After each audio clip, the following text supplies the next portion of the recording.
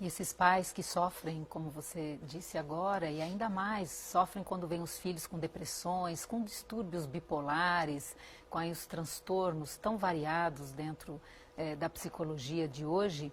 Como é que você vê a lei de causa e efeito nesses casos, Divaldo?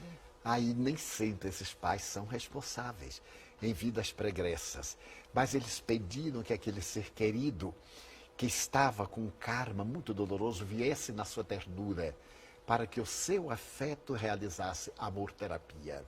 Então, muitas vezes, um jovem, qualquer indivíduo, mesmo entre parceiros, é tomado por um surto depressivo, um surto psicótico, para que o outro, através do amor, seja o guia e o condutor da reabilitação.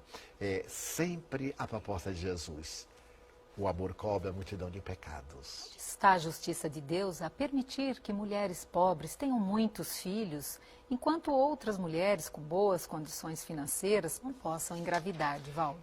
A divindade propicia recursos, porque nem sempre os bens materiais podem proporcionar a felicidade aos filhos. E quando esses lares menos abastados, até mesmo miseráveis, abrem as portas à reencarnação desses espíritos, estão contribuindo para a grande lei da evolução. Muitos deles sequer conseguem uma vida nobre, ter uma vida saudável, permanecem na miséria. São imposições da divindade para o resgate.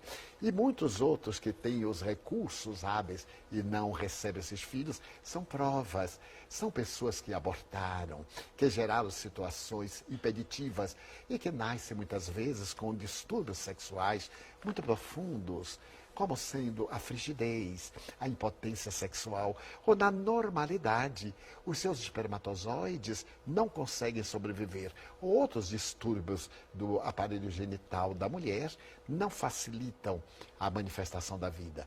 Trata-se de uma prova para esses que não souberam conduzir. Mas eles podem desenvolver a maternidade e a paternidade pelo amor. Filho não é apenas aquele que nós procriamos. No meu caso em particular, 672 crianças passaram pelo lar. Algumas eu registrei como filhos biológicos. E a alegria de ser pai, não sendo biologicamente, penso, não é menor do que daqueles pais que na compulsória procriam. E a pergunta seguinte é: o que é livre-arbítrio? Existe limite para o livre-arbítrio, já que você acabou de colocar que, não sendo pai biológico, você os registrou. Então, você pode sentir o que é ser pai. Isso tem a ver com livre-arbítrio. O livre-arbítrio é a livre opção. É a facilidade que nós temos de eleger entre uma coisa e outra, mas há um limite. Porque se pelo meu livre-arbítrio eu optar algo que transcende a minha capacidade de mérito, ou de poder de fazer, ou pela possibilidade de fruir, eu posso ter o desejo, mas ao executar os resultados não são favoráveis.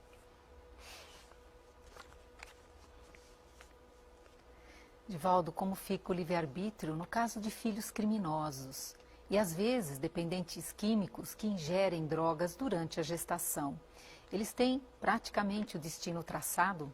Caso eles consigam sobreviver, é provável que sejam dependentes químicos e criminosos também. Onde está a justiça de Deus? Exatamente na oportunidade que dá a todos. Para que mesmo nas injunções mais penosas, o seu livre-arbítrio que lhes faculta discernir, quando não vem com patologias mentais, aquilo que lhe é de melhor. Mesmo um dependente químico, desde os dias da gestação materna, quando o feto recebeu aquelas altas cargas tóxicas, ele tem a vida social, a escola, os recursos humanos, e ele pode optar por ser diferente. Observemos numa família as várias tendências, indivíduos que trazem tendências criminosas, que são criminosos natos, como dizia César Lombroso, o notável antropólogo italiano, um dos maiores pais da antropologia criminalista. E, no entanto, eles podem modificar, encontram amor. E esse amor lhes dulcifica tanto a alma que eles mudam de atitude. Mas aqueles que não logram também não são considerados fracassados. Eles experienciaram uma atividade que os vai preparar para, no futuro, não reincidirem no erro outra vez. E esse conhecimento da reencarnação, você entende que as pessoas, a partir desse conhecimento, isso pode ajudá-las a transformar suas vidas, Divaldo? Sem a menor dúvida. O conhecimento da reencarnação dá à vida um sentido psicológico. e nos favorece a melhor técnica de como conduzirmos a nossa vida.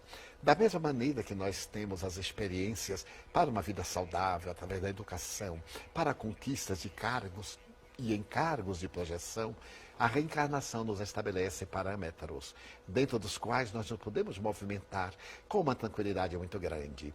Muitas vezes eu tenho tido impulsos de tomar determinadas atitudes, mas quando eu me lembro da lei de causa e efeito, eu modifico. Naturalmente, por o fato de ser uma pessoa que pensa e que, tendo o seu livre-arbítrio, agora com as luzes da reencarnação, escolhe o melhor para amanhã, não necessariamente para hoje, porque a aflição de agora pode ser o sorriso de mais tarde, como o sorriso de hoje se transforma no esgaro de amanhã. Divaldo, essa questão da reencarnação, eu me lembro do Ian Stevenson, esse médico maravilhoso que tanto se aprofundou, estudou, hoje desencarnado. Eu fico pensando, e como é que você vê se essa ideia da reencarnação passa a ser um valor entre os seres humanos e ampliando esse conceito, que transformação prática você vê acontecer na vida das pessoas e da sociedade como um todo? As pesquisas do Dr. Ian Stevenson no cérebro, 20 casos que sugerem a reencarnação, ofereceu-lhe a visão das crianças que se recordavam de terem vivido antes. Posteriormente, quase 30 anos, ele retornou àqueles mesmos sítios para encontrá-las agora adultos e pais, sem as memórias da encarnação passada. Mas aquele fato de terem sabido o que haviam sido, mudou-lhes ou proporcionou-lhes uma vida reta. Nenhum deles estava em uma situação deplorável. Quase nenhum deles apresentava transtornos nem malogros, porque havia direcionado a vida e a mente dentro deste programa do amanhã serei melhor do que hoje, então trabalharei com isto. Quando nós nos conscientizarmos da reencarnação, transformaremos desafetos em amigos, toleraremos as imperfeições do próximo, teremos um pouco de compaixão da sociedade, auto-perdoaremos, que é uma coisa muito difícil. É muito fácil até perdoar a outrem, mas quando nós temos a culpa inserida no inconsciente profundo, em nosso perispírito, nem sempre logramos o perdão que seria terapêutico. A reencarnação então nos diz: perdoe-se, para poder perdoar aos outros, ame-se, para melhor amar aos outros. Então a reencarnação produzirá na sociedade, dentro do ponto de vista da visão cristã, uma alteração radical, proporcionando a construção de um mundo melhor. Sabe, Divaldo, eu tenho estudado a respeito da macrotransição, que em Genebra, uns estudos profundos, o professor Laszlo e outros tantos, eles dizem que nós estamos vivendo esse momento de macrotransição e que a mudança vai ser tão importante quanto foi na época que se acreditava que a Terra era o centro do universo. E depois, não, a Terra é mais um planeta dentro do sistema solar.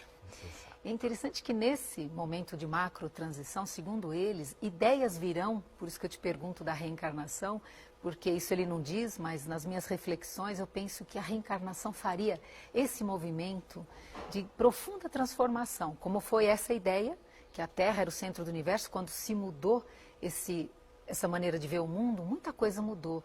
Por isso que eu te pergunto, não é? Essa mudança, se todos acordássemos, seria uma maravilha. Isso. Quantas atitudes poderiam ser repensadas e o livre-arbítrio, talvez, de uma maneira diferente, mais maduro, com mais maturidade, mais profundo, não é? Sem dúvida. Eu recordo-me de Teilhard de Chardin. Ele disse que o homem conseguiu domar algumas forças da natureza, mas quando domasse os seus instintos e descobrisse o amor, realizaria por segunda vez a descoberta do fogo. Portanto, essa macro transformação do Dr. Laszlo.